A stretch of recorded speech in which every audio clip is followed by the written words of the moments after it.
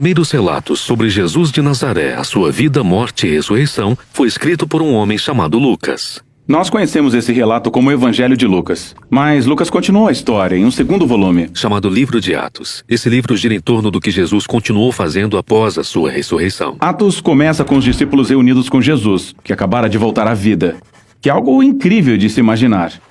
E durante semanas, o Jesus ressurreto continuou ensinando a eles sobre o seu reino de cabeça para baixo, a nova criação que ele iniciou através da sua morte e ressurreição. Isso é algo emocionante, e os discípulos estavam prontos para divulgar este reino para o mundo. No entanto, Jesus manda que eles aguardem e permaneçam em Jerusalém até receberem um novo tipo de poder, e assim possam ser fiéis testemunhas de Jesus e seu reino. Então ele diz que sua missão vai começar em Jerusalém, depois seguirá para a Judéia e Samaria, e de lá para as nações. Isso é como um roteiro para o livro inteiro de Atos.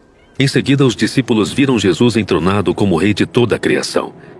Então os discípulos aguardam, se perguntando quando esse poder virá. Chega a época do Pentecostes. O Pentecostes é uma festa israelita antiga que ocorre no início do verão, e milhares de judeus peregrinos voltavam para Jerusalém vindos de todas as partes do mundo, e vários idiomas e culturas se juntavam na cidade. Os discípulos estão reunidos em uma casa que, de repente, é preenchida por um poderoso vendaval e fogo. O fogo se reparte em línguas de fogo que pairam sobre a cabeça das pessoas. Mas o que é tudo isso? Lucas está tocando num tema repetido do Antigo Testamento. Quando Deus se manifestou de forma parecida no Monte Sinai, ele fez uma aliança com Israel e lhe deu os 10 mandamentos. Mais tarde, quando a glória de Deus se manifestou na forma de uma coluna de fogo, ela preencheu o tabernáculo quando Deus veio habitar entre eles. Mas era somente uma coluna de fogo, não muitas. Isso mesmo, Lucas está apontando um fato importante aqui. Essa é a presença pessoal de Deus do templo, o Espírito de Deus que foi predito pelos profetas de Israel. E agora iria habitar no novo templo do corpo de Jesus, ou seja, no seu povo. Eles se tornaram pequenos templos móveis, onde agora Deus iria habitar. E eles começaram a contar histórias sobre Jesus em idiomas que não conheciam antes. Mesmo assim, os visitantes conseguem entendê-los. O que estava acontecendo? Bem, Pedro se levanta e explica que esse é o cumprimento da esperança de Israel com base nas Escrituras. O plano de Deus sempre foi usar a família unificada de Abraão para trazer paz e justiça ao mundo.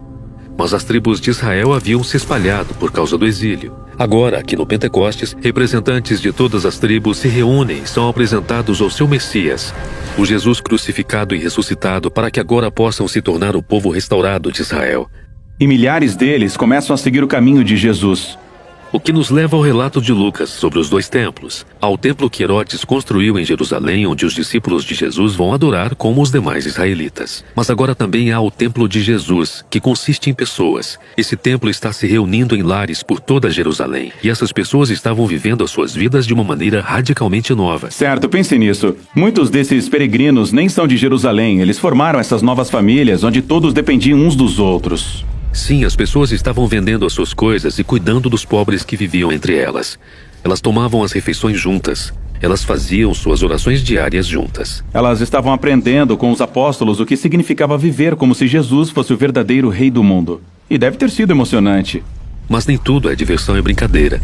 Ser templo de Deus é coisa séria, assim como no Antigo Testamento. Talvez você conheça essa história estranha no livro de Levítico sobre 2 sacerdotes que desrespeitam a Deus no templo e morrem repentinamente. Bem, Lucas inclui aqui uma história semelhante de 2 discípulos que desonram o Espírito de Deus neste novo templo, e eles têm um destino parecido. Portanto, há corrupção na comunidade, mas o maior problema está vindo de fora.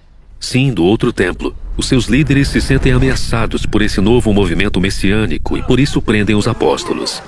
Eles tentam detê-los. E isso nos leva à história final da sessão de Atos sobre Jerusalém, onde conhecemos um novo discípulo, Estevão. Ah, sim, o Estevão. Ele é incrível. Ele se destaca como um líder entre os discípulos para servir aos pobres. E ele ia aos pátios do templo ensinar as pessoas sobre o caminho de Jesus. Os líderes do templo prendem Estevão e encontram falsas testemunhas para acusá-lo de desonrar Moisés e de ser um terrorista que está ameaçando o templo. Em resposta a isso, Estevão faz um discurso poderoso sobre como toda aquela situação era previsível. Sim, ele recontou toda a história do Antigo Testamento, destacando personagens como José, Moisés e os profetas, pessoas que foram constantemente rejeitadas e perseguidas pelo seu próprio povo.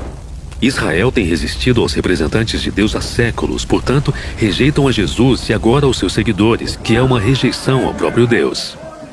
Eles ficam furiosos e começam a executar Estevão, lhe atirando pedras e o destruindo até a morte. E ao morrer, ele se entrega ao caminho de Jesus, sofrendo por causa dos pecados dos outros. E então ele exclama com a voz bem alta: Senhor, não condenes esta gente por causa deste pecado. Isso foi basicamente o que Jesus disse antes de morrer. Exatamente. Estevão se torna o primeiro mártir do movimento de Jesus, precedendo muitos outros. Mas essa perseguição contém sementes de esperança, razão pela qual Lucas nos apresenta um novo personagem aqui, um líder religioso chamado Saulo. E ele fica de pé diante do cadáver de Estevão e até aprova o que aconteceu. Espera aí, Saulo? Você quer dizer que era o homem que se tornou o apóstolo Paulo? Sim, Lucas está mostrando como até esse trágico assassinato não pode parar o reino de Jesus. E assim muitos discípulos perseguidos se espalham ao sair de Jerusalém, e exatamente como Jesus disse, eles se dirigem para a Judéia e Samaria. A história sobre o que acontece lá é relatada na seção seguinte de Atos. Durante o primeiro século, quando os romanos governavam o mundo conhecido, surgiu um movimento popular e contracultural no extremo leste do império, Sim, isso começou no meio do povo judeu.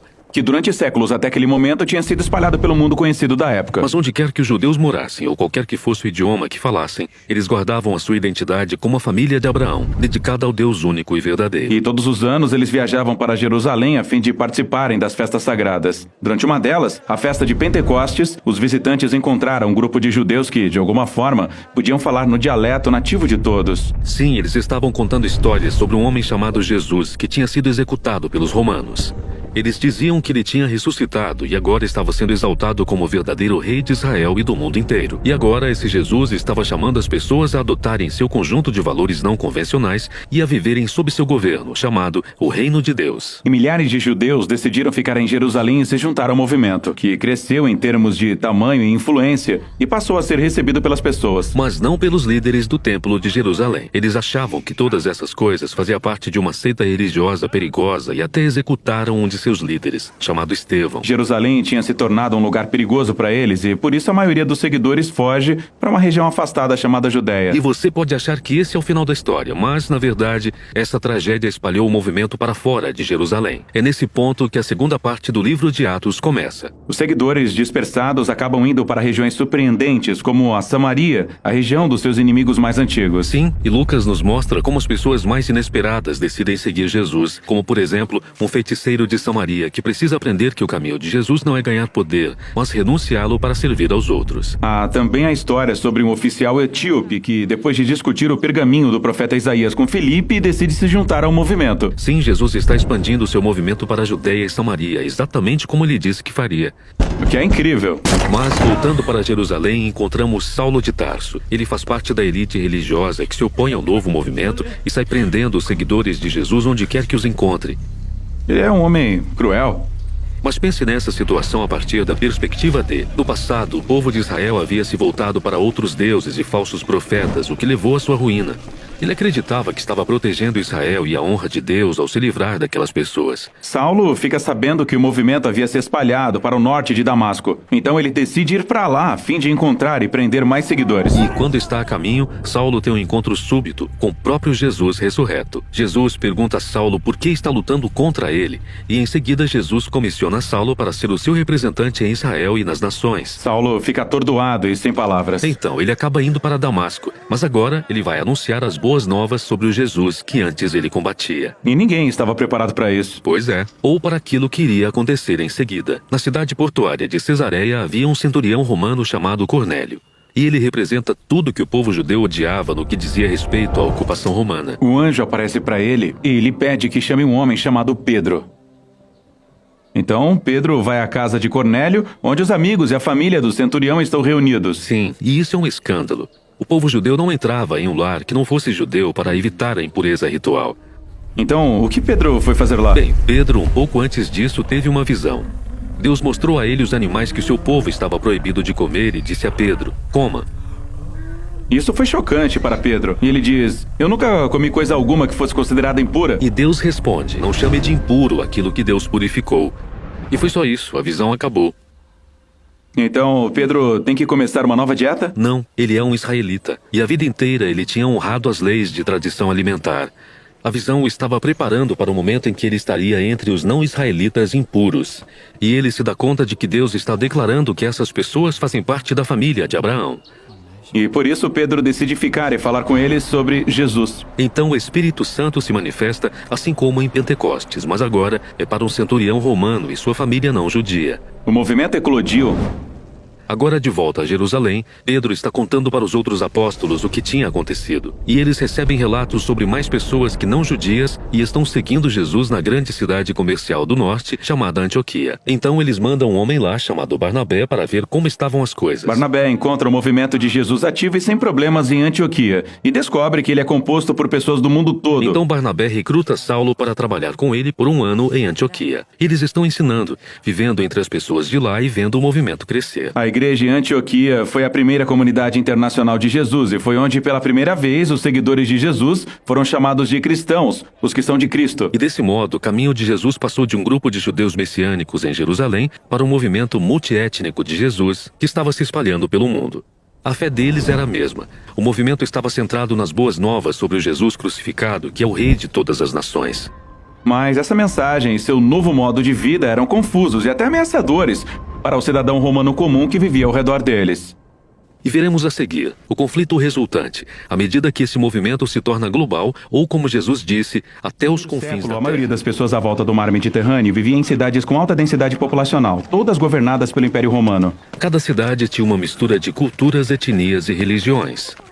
E por causa disso existiam todos os tipos de templo para oferecer sacrifícios a todos os tipos de deuses, e cada pessoa tinha o seu próprio portfólio de deuses aos quais eles obedeciam. Mas em todas as cidades você também encontrava um grupo minoritário que não adorava outros deuses além do seu, os israelitas, também conhecidos como judeus. Eles alegavam que seu Deus era o único criador e rei verdadeiro do mundo.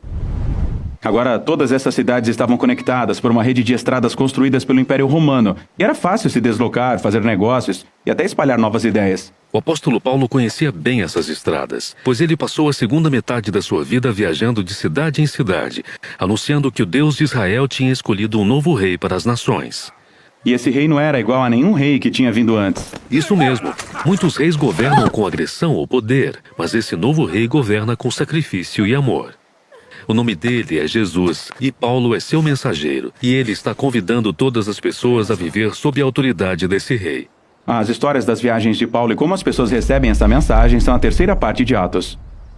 Por algum tempo, Paulo morou na cidade de Antioquia. E de lá, ele e seus colegas de trabalho fizeram 3 viagens, viajando por terra e por mar para cidades estratégicas em todo o Império. Em cada cidade, Paulo sempre ia primeiro na sinagoga judaica, onde seu povo se reunia. E de lá, ele ensinava e mostrava como o rei messiânico prometido nas escrituras hebraicas é Jesus de Nazaré. Algumas pessoas acreditavam nisso, outras não. E ainda outras achavam que essa mensagem era tão enganosa e perigosa que alguns incitavam tumultos para expulsar Paulo da cidade. E era depois disso que Paulo ia para o movimentado mercado da cidade. Ele montava uma loja onde fazia e vendia tendas de couro para cobrir suas despesas de viagem. E aqui Paulo continuava compartilhando com quem quisesse ouvir as notícias sobre Jesus, o rei ressuscitado. Muitas vezes ele era mal entendido, como se apenas estivesse promovendo um novo Deus. Uma vez ele orou por uma pessoa doente, e a pessoa foi curada, e todos ao redor pensavam que Paulo era um deus grego que tinha descido para visitá-los. Mas Paulo insistiu que há apenas um Deus verdadeiro, e ele era servo dele. Essa mensagem normalmente provocava oposição e tumultos, e ele era espancado e até jogado na prisão. Por que uma reação tão intensa? Bem, a adoração dos deuses mantinha a cultura romana. Eles acreditavam que os deuses mantinham sua cidade segura, e a adoração dos deuses no templo era uma grande parte da sua economia. Paulo não estava apenas acrescentando Jesus como um novo Deus na lista. Ele estava dizendo, todos os outros deuses são impotentes, e até mesmo uma farsa. Portanto, ele está minando o modo de vida deles. Sim, e mais do que isso. Quando Paulo anunciou Jesus como novo rei, ele o chamou de Senhor, ou Filho de Deus. Os mesmos títulos que as pessoas usavam para se referir ao imperador de Roma. Portanto, a mensagem de Paulo poderia ser facilmente recebida como uma ameaça contra toda a ordem política. Por que alguém se juntaria a esse movimento? Quer dizer, parece ser perigoso. Bom, as pessoas estavam fascinadas com a história de Jesus e como seu amor criava comunidades onde todas as pessoas eram tratadas como iguais, independentemente de etnia, gênero ou condição financeira. E essas pessoas formaram novas famílias que faziam juntas as refeições. Elas viviam sacrificialmente e cuidavam dos pobres. Elas viviam como se Jesus fosse de fato o rei. Isso. E, portanto, em todas as cidades onde Paulo anunciava a mensagem de Jesus, as pessoas estavam sendo transformadas pelo Espírito de Deus para se tornarem novos tipos de humanos. Então Paulo ficava naquela cidade e ensinava às pessoas o caminho de Jesus. E em seguida, ele partia para uma nova cidade. Foi uma vida difícil. Paulo teve que suportar muita dor e muito sofrimento. Sim, e ele fez isso porque acreditava que suas próprias dificuldades eram uma representação do sofrimento e da morte de Jesus pelos outros. Ele dizia que era o amor de Deus que o levava a compartilhar a história de Jesus, não importando quanto custasse. Após sua terceira viagem, a reputação de Paulo tinha crescido. Ele tinha feito muitos amigos, mas também fez muitos inimigos, que ele deveria evitar. Mas Paulo não os evitou. Sua próxima parada era Jerusalém, uma cidade cheia de pessoas que queriam que ele fosse preso e até morto. A seção final de Atos relata por que ele vai a Jerusalém e o que acontece quando ele chega lá. O livro de Atos, que foi escrito por um homem chamado Lucas, como uma continuação do Evangelho de Lucas. Atos começou com Jesus dizendo aos seus seguidores para espalharem as boas novas do seu reino. E eles começariam em Jerusalém, e depois seguiriam para as regiões vizinhas, e de lá até os confins da terra. Agora, em Jerusalém, a sua mensagem foi recebida por muitos e contestada por muitos, principalmente pelos líderes do templo. Eles se escandalizaram com essa nova alegação de que toda a história de Israel tinha sido cumprida por meio da vida, morte e ressurreição de Jesus. Esses líderes era um homem chamado Saulo de Tarso, que trabalhava sem cessar para acabar com o movimento, até que ele conheceu o próprio Jesus ressuscitado. E esse encontro transformou Saulo de inimigo de Jesus para o mensageiro do seu reino. E assim, durante anos, ele viajou pelo Império Romano usando o seu nome romano, Paulo, iniciando comunidades de Jesus por todo lado. E um dos maiores desejos de Paulo era que todas essas comunidades diversas se tornassem num povo unificado, independentemente das suas diferenças, judeu ou não judeu, homem ou mulher, escravo ou livre. Jesus estava criando uma família unificada de iguais, que viviam juntos sob seu governo. Isso nos leva à seção final de Atos. Voltando para Jerusalém, onde o movimento teve início, os seguidores de Jesus, que eram judeus, estavam passando por um período de seca e falta de alimentos. E Paulo tinha uma paixão tão grande pela unidade da igreja que começou um grande projeto de captação de recursos entre as diversas igrejas que tinha iniciado. Eles juntariam o dinheiro que tinham para que Paulo e um grupo de representantes pudessem levar esse presente, essa ajuda para Jerusalém. Mas Jerusalém já não era um lugar seguro para Paulo. Os líderes judeus de lá o detestam tanto que o querem morto. E Paulo sabia que estava entrando em uma armadilha. Todos os seus amigos imploraram para ele não ir, mas ninguém pôde detê-lo. Sim, porque Paulo arriscaria sua vida para levar esse presente? Ele não podia ter enviado outra pessoa? Bem, para Paulo isso era algo pessoal. Jerusalém era o lugar em que ele costumava participar do assassinato dos seguidores de Jesus, mas agora ele os serve. Lá também era o lugar em que o próprio Jesus tinha sido executado. E assim para Paulo seria uma honra sofrer ali, tal como o seu rei tinha sofrido. Paulo vai a Jerusalém e, como esperado, ele é encontrado pelos seus inimigos. Uma multidão se forma e eles tentam matá-lo. Porém, os soldados romanos salvam sua vida, levando-o sob custódia. Os líderes judeus acusavam Paulo de iniciar uma revolta contra Roma, mas não conseguiam provar isso. E os romanos não sabiam o que fazer com ele. Sim, eles podiam ver que Paulo não era um criminoso, mas sua afirmação de que um judeu crucificado é o rei ressuscitado do mundo continuava colocando Paulo em apuros. E assim Paulo é transferido de um tribunal para o outro até exigir que o seu caso fosse julgado perante o tribunal de César em Roma. E assim, felizes da vida, eles o enviam para lá. Agora, ao longo desta sessão de Atos, Lucas, o escritor da história, retratou as provações e prisões de Paulo, de modo que se assemelhem às histórias anteriores das provações e prisões de Jesus. Lucas está apontando um fato importante. Quando o povo de Jesus segue seu caminho, suas histórias passam a se parecer com a história dele, que é linda, mas também tem um custo. No caminho para Roma, o navio que transportava Paulo foi atingido por uma tempestade violenta e todo mundo entrou em pânico. Menos Paulo. Ele está sob o convés, oferecendo uma refeição, assim como Jesus fez na noite anterior ao julgamento. Paulo abençoa e depois parte o pão, assegurando que Deus está com eles em meio àquela tempestade. No dia seguinte, o navio bate contra as rochas e se parte, mas todo mundo chega em segurança em terra firme.